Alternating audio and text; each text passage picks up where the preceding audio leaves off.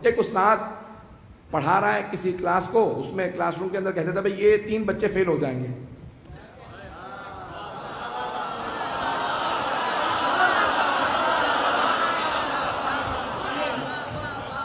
पता नहीं कहाँ जा रहे हैं आप हजरा। उस्ताद पढ़ाते पढ़ाते कहता है ये 3 बच्चे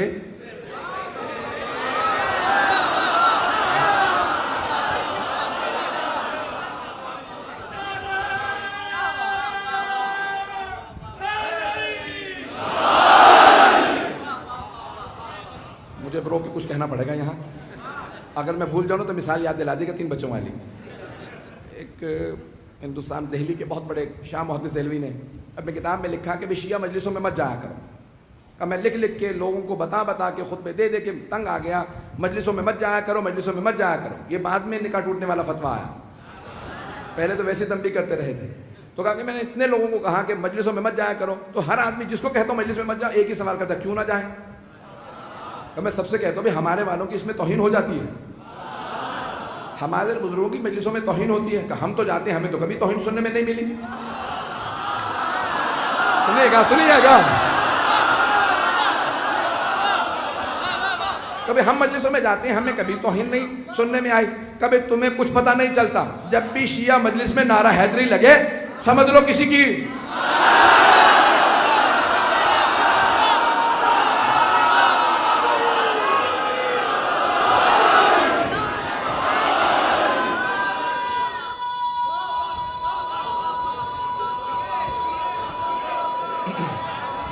माशाअल्लाह।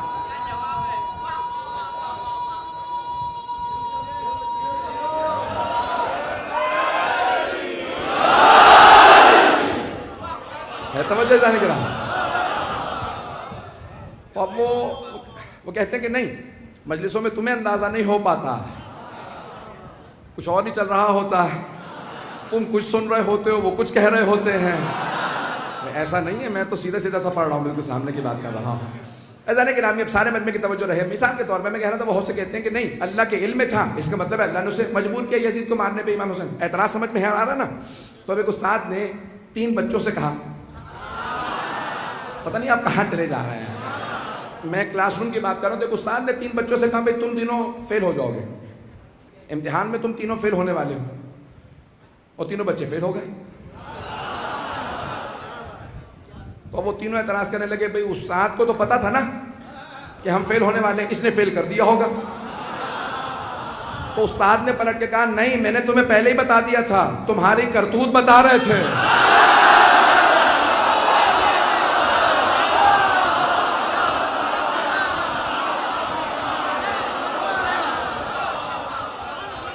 मैंने जबरदस्ती फेल नहीं किया।